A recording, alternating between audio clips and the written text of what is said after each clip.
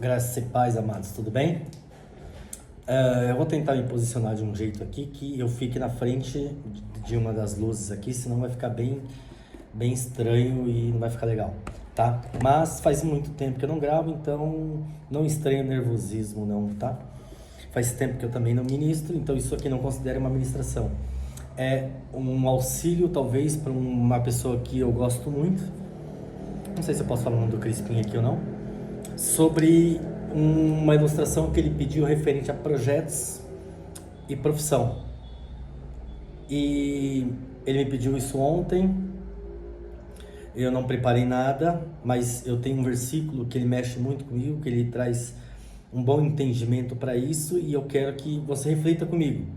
Porque é óbvio que eu não vou trazer várias referências bíblicas, trazendo capítulo e versículo, porque como eu disse, eu não preparei nada. Tá? Mas é extremamente importante prestar atenção nisso daqui, tá? Vamos lá. Livro de Eclesiastes, capítulo de número... capítulo de número 2, tá? Eu vou ler alguns versículos, é óbvio que todo esse capítulo de número 2 é importante para isso, tá? Mas eu vou ler apenas os últimos. Vai dizer assim: porque que mais tem o homem de todo o seu trabalho e da sua fadiga do seu coração, e que ele anda trabalhando debaixo do sol? Porque todos os seus dias são dores, e a sua ocupação é desgosto. Até de noite não descansa o seu coração, também isso é vaidade. Não é, pois, bom para o homem que coma, beba e faça gozar a sua alma do bem do seu trabalho? Isso também eu vi que vem da mão de Deus. Olha só. Porque quem pode comer ou quem pode gozar melhor do que eu? Tá? Porque ao homem que é bom diante dele, dá Deus sabedoria, conhecimento e alegria. Mas ao pecador dá trabalho, para que ele ajunte, amontoe e o dê ao bom perante da sua face. Também isso é vaidade e aflição do espírito. O que está falando aqui? Está falando que sobre o pedido que me foi ilustrado foi sobre projetos e profissões. Bom, pois bem, preste muita atenção que isso aqui é extremamente importante. Eu vou trazer referências bíblicas de tudo que eu estou falando, tá bom? Se você for falar biblicamente, a profissão em si, aquela remunerada, ela demorou para acontecer. Por quê? Porque no começo, antes do pecado acontecer, Adão ele tinha à sua disposição absolutamente tudo. Tudo. Quando veio o pecado, a Bíblia diz que ele, do suor do trabalho dele, ele comeria. Perceba que o trabalho veio por causa do pecado de Adão. Após isso, você vai ver algumas profissões sendo constituídas e de uma forma resumida. Quando Salomão aqui ele está falando, ele estava falando literalmente de que o homem ele não pode viver do trabalho. Ele não pode ser refém do trabalho. O trabalho tem que ser para a satisfação dele, tá? Não para a sobrevivência dele. É diferente, satisfação e sobrevivência, né? A Bíblia diz que por que gastar o dinheiro com aquilo que não é pão? E o fruto do vosso trabalho é aquilo que não pode satisfazer. Ou seja, tem pessoas que ela trabalha tanto que ela não se satisfaz, ela não vive, ela não tem vida. O legal do tema que me foi trazido é projetos e prazeres. Projetos e profissão. Projetos e profissão é o quê? Profissão é aquilo que eu consolido através do meu conhecimento técnico e acadêmico. Técnico e acadêmico. Óbvio que a experiência também conta, porque às vezes você não tem conhecimento técnico nem acadêmico, mas a tua experiência faz com que você forme uma profissão. O teu projeto, o que é projeto? É tudo aquilo que você visa a longo prazo. E aí eu começo a abrir parênteses para certos cuidados que nós precisamos ter. Porque a própria Bíblia acabou de nos ilustrar que ao bom homem, né, Deus dá gozo, satisfação, regozijo e tal. Ao mau homem, ele dá trabalho, para que ele se ajunte, amontoe, e isso é vaidade, a aflição do espírito. Olha só que interessante. Uma pessoa que trabalha demais, ela é rica? Não. Uma pessoa que trabalha demais, ela é próspera? Muito menos. Porque a prosperidade nada tem a ver com o trabalho. A prosperidade tem a ver com aquilo que você projetou para que você tenha uma qualidade de vida.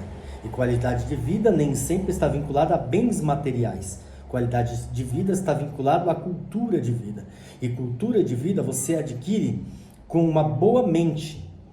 Hoje nós vivemos num mundo capitalista, num país capitalista, que tudo está vinculado a recursos financeiros.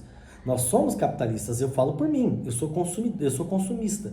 Eu tenho vícios de comprar e comprar. E isso é problema. Mas diante de Deus, nem sempre é problema. Porque quando você trabalha e compra, você faz o mercado girar. Então você dá trabalho para outras pessoas também e faz com que a economia gire. Pessoas que se ajuntam demais e juntam demais, essas sim tem problema. Porque a Bíblia vai dizer assim: não acumuleis tesouros na terra, porque a ferrugem e a traça os consome, mas acumulei tesouros no céu. O que a Bíblia está querendo dizer? Que você não tem que ficar fazendo grandes projetos para o futuro. E eu provo isso biblicamente também, dizendo que a Bíblia vai dizer assim: não vos preocupeis com aquilo que há de comer e que há de beber, porque o vosso Pai os dá sustento.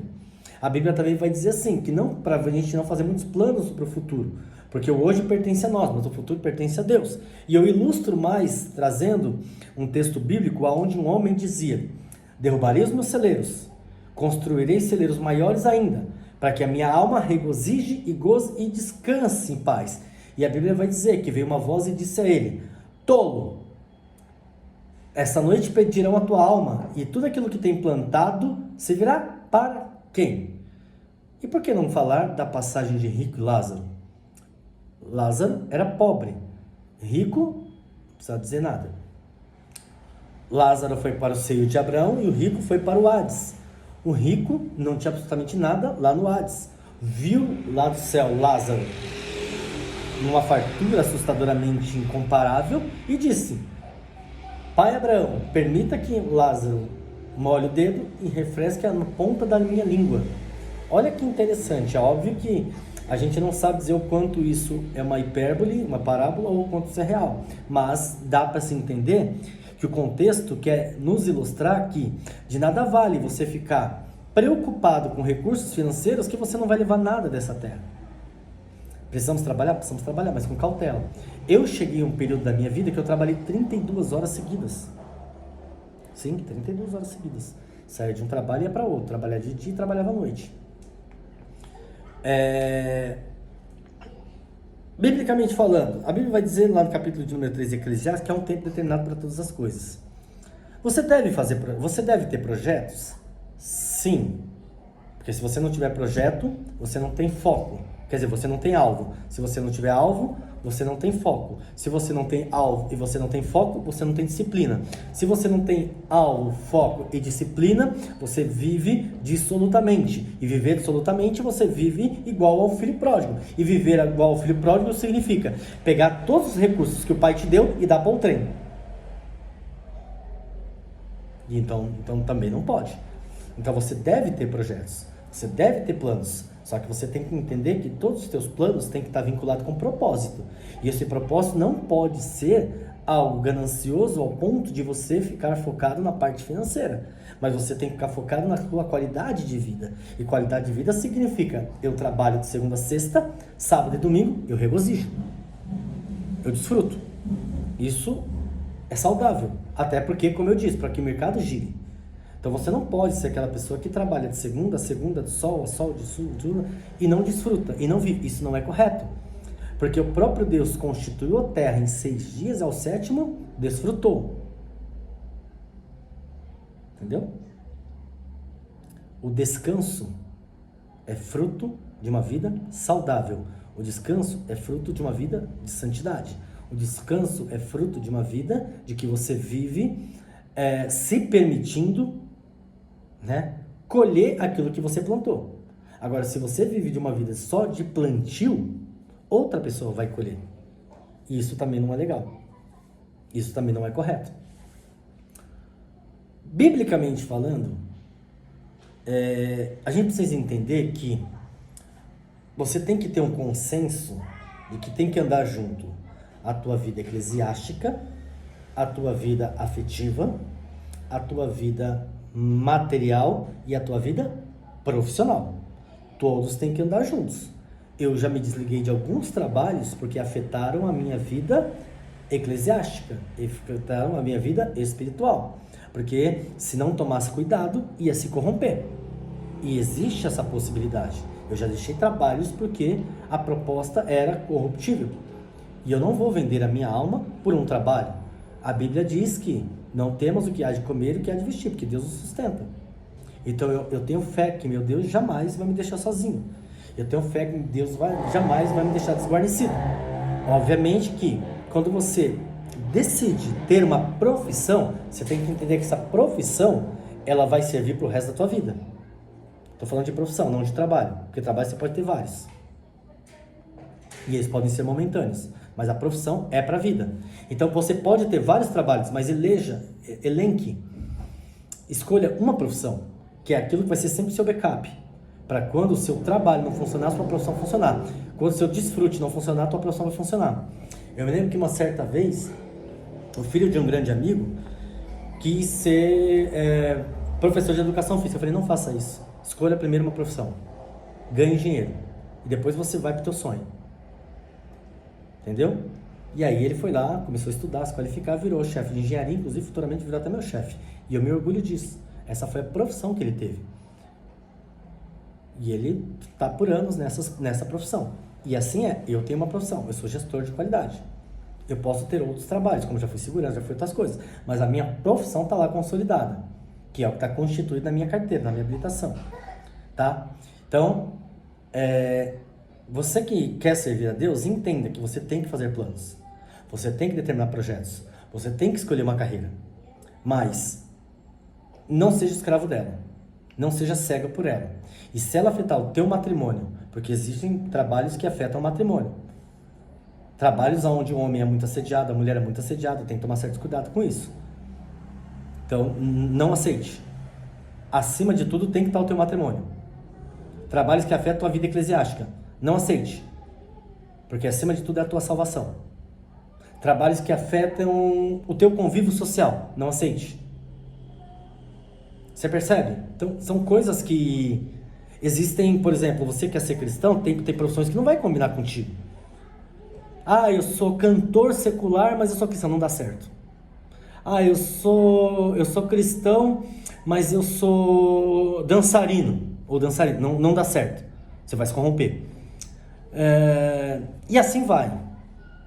Minha filha, por exemplo, não sei se eu posso ficar expondo ela, mas ela falava que tinha um sonho, o projeto dela era trabalhar como moda. Falei, não aceite, filha, sai dessa, não aceita. Papai não quer jogar nada, nem tentar enterrar o teu sonho.